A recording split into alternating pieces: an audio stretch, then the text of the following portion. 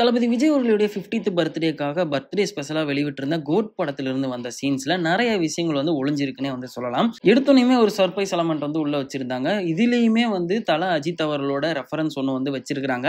அது என்ன அப்படிங்கறத மட்டும் நான் கடைசியா வந்து சொல்லிடுறேன். பிளஸ் இந்த சேசிங் சீன்ஸ்ல வந்து பார்க்கும்போது எல்லாருமே வந்து ஃபாரினர்ஸ் வந்து துரத்திட்டு இருக்கிற மாதிரி இருந்திருக்கும். ஆனா அது அப்படி கிடையாது. கார்ல ஒரு இடத்துல சேஸ் பண்ணிட்டு இருக்கும்போது யுகேந்திரன் அவர்கள் வந்து காருக்கு வெளியில எட்டி பார்த்து சுடுற மாதிரியான ஒரு சீனுமே வந்து இதுல இருக்கும். இன்ஃபேக்ட் சொல்ல போனா இந்த ஃபைட் சீக்வன்ஸ் வந்து ரஷ்யால மாஸ்கோல தான் வந்து நடந்துட்டு இருக்குது. ஏன் இந்த ரஷ்யா பிளஸ் மாஸ்கோ அப்படிங்கிற விஷயத்தை வந்து மென்ஷன் பண்ணங்கிறது கூடி சீக்கிரமே வந்து இன்னொரு விஷயத்துல கனெக்ட் பண்ணி நான் சொல்றேன். பிளஸ் யுகேந்திரன் மட்டும்தான் வந்து இந்த இடத்துல வந்து அவரை வந்து துரத்திட்டு போறாருன்னு சொல்லி வந்து பார்க்கும்போது அதுவும் அப்படி கிடையாது. இன்னொருத்தருமே வந்து இந்த இடத்துல இருக்கிற மாதிரி வந்து காமிச்சிருந்திருக்காங்க. பைக்ல ஓட்டிட்டு போகும்போது வந்து வைபவ் அவர்களுமே வந்து அந்த சேசிங்ல வந்து இருக்கிற மாதிரி தான் வந்து இருக்கிறாரு. ஸோ இது எல்லாமே வந்து சீன் பை சீனா அந்த சேசிங் சீன்ஸ்ல வந்து நடந்த ஒரு சீன் தான் இது. கடைசி ஷாட்ஸ்ல வந்து ஃபாஸ்ட் கட்ஸ்ல நிறைய விஷயங்கள் வந்து உள்ள வச்சிருந்தாங்க. அதுல ஒரு ஷாட்ல go back to India, Indian police go back அப்படிங்கிற மாதிரி ஒரு விஷயத்தை போர்ட்ல வச்சு எல்லாரும் அந்த இடத்துல ப்ரொடெஸ்ட் பண்ணிட்டு இருப்பாங்க.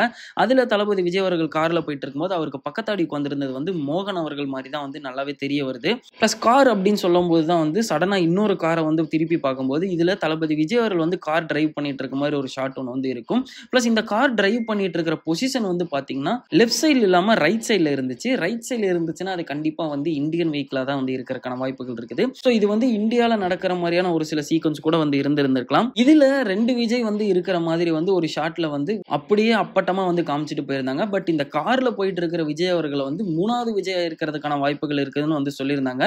அதையுமே இந்த இடத்துல ஒரு கட் பண்ணிட்டு ரீசெண்டா ரிலீஸ் ஆன பாட்டு எடுத்து பார்த்தோம்னா அதுல ஸ்னேகா கூட வந்து அவருடைய கணவரா இருக்கக்கூடிய தளபதி விஜய் பிளஸ் அவங்களோட குழந்தை ஒருத்தங்க இருக்கிறாங்க. பிளஸ் அதே இதுல வந்து ஸ்னேகா அவர்கள் கன்சீவாவும் வந்து இருந்த மாதிரி வந்து காமிச்சிருந்தாங்க. ஸோ பிரெக்னன்டாவும் வந்து இருக்காங்க. ஸோ அப்பா 2 பையன் எல்லாமே வந்து விஜயா இருக்கிறதுக்கான வாய்ப்புகள் கூட அந்த இடத்துல வந்து அதிகமா இருக்குங்கிற மாதிரி எடுத்துக்கலாம். ஸோ நிறைய பேர் வந்து 3 விஜயா இருக்குமோன்னு சொல்லி வந்து கன்ஃபியூஸ் ஆயிட்டு இருந்ததுக்கு லைட்டா இந்த இடத்துல வந்து கன்ஃபியூஸ் எல்லாம் ஆக வேண்டாம், உண்மையாலுமே வந்து 3 விஜயா கூட இருக்கிறாங்கிற மாதிரி காமிச்சிட்டு வந்து போயிருந்திருக்காங்க. பிளஸ் இந்த போர்ஷன் ஆனது பிளாஷ்பேக்கா கூட வந்து இருக்கலாம். குறிப்பா இந்த போர்ஷன் ஆனது வந்து தாய்லாந்துல தான் வந்து எடுத்திருக்காங்க. அதுவும் பர்டிகுலரா இந்த சீன்ல வந்து பாத்தீங்கன்னா டைகர் பார்க் வந்து காமிச்சிருப்பாங்க. இந்த டைகர் பார்க் ஆனது வந்து தாய்லாந்துல இருக்கக்கூடிய ஒரு டைகர் பார்க் தான். ஸோ இப்போ வெளிவிட்டிருந்த இந்த கிளிப்பிங்ஸ்ல வந்து பிரபுதேவாவையோ பிரசாந்தையோ அஜ்மலையோ மோகன் அவர்களையோ எங்கேயுமே எந்த இடத்துலயுமே வந்து ரிவீல் பண்ணாம இருந்தாங்க.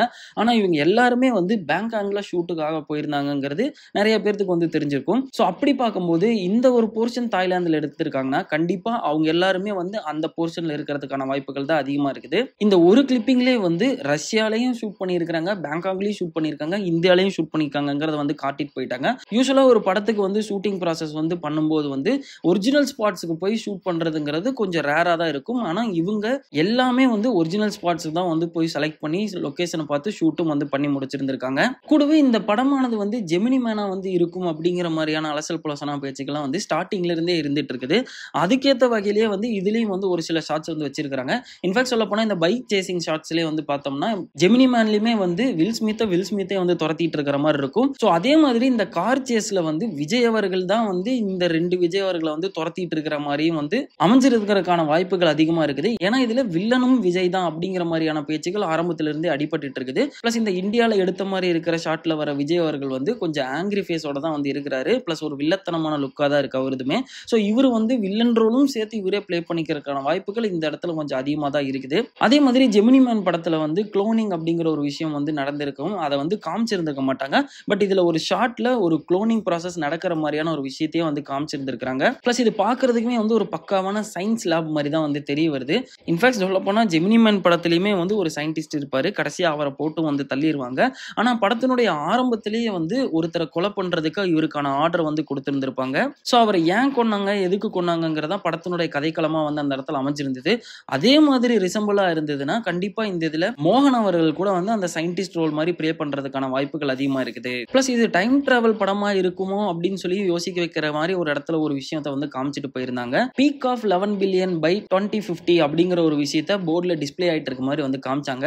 ஸோ டைம் டிராவல் பண்ணி போயிருந்திருக்கலாம், இல்லைன்னா 2050ல இருந்து டைம் டிராவல் பண்ணி இங்கேயும் கூட வந்திருந்திருக்கலாம். அது வந்திருக்காங்களா போயிருக்காங்கிறத படம் பார்க்கும்போது தெரிஞ்சுக்கலாம். ஸோ ஓவராலா இந்த ஃபுல் வீடியோ வந்து பார்க்கும்போது பிளஸ் இப்போ ரிலீஸ் ஆயிருந்த பாட்டையும் வச்சு பார்க்கும்போது ஒரு சில விஷயங்கள் வந்து நாங்க கெஸ் பண்ணி அதை உங்க கூட ஷேர் பண்ணியிருந்திருக்கோம். நீங்களும் அந்த மாதிரி ஏதாவது ஒரு சில விஷயங்களை வந்து நோட் பண்ணியிருந்தீங்கன்னா மறக்காம கமெண்ட் பாக்ஸ்ல வந்து அதை நீங்க எங்க கூட ஷேர் பண்ணிக்கோங்க. ஆரம்பத்துல தல அஜித் அவர்களோட ரெஃபரன்ஸ் இந்த இதுலயும் வந்து இருக்குதுங்கிற மாதிரி ஒரு விஷயம் சொல்லியிருந்தோம். அது என்ன அப்படின்னு சொல்லி வந்து பார்த்தோம்னா பைக் சேசிங்ல வந்து போயிட்டு இருக்கும்போது நல்லாவே விசிபிளா தெரியிற வகையில வந்து AK-62 அப்படிங்கிற ஒரு விஷயத்த வந்து காமிச்சிருந்திருப்பாங்க. இன்ஃபேக்ட் சொல்ல போனா அஜித் அவர்களோட படமானதுமே AK-62 தான் இப்ப போயிட்டு இருக்குது, விடாமுயற்சி. சோ விசில் போடு பாட்டுல வந்து வாண்டடா இவங்களே மங்காத்தா படத்தினுடைய டிசைன்ஸ் வந்து யூஸ் பண்ணியிருந்திருப்பாங்க. ஆனா இது அன்எக்ஸ்பெக்டட் ஒன்னா தான் வந்து இந்த இடத்துல இந்த AK-62ங்கிறது வந்து நடந்திருக்கும்.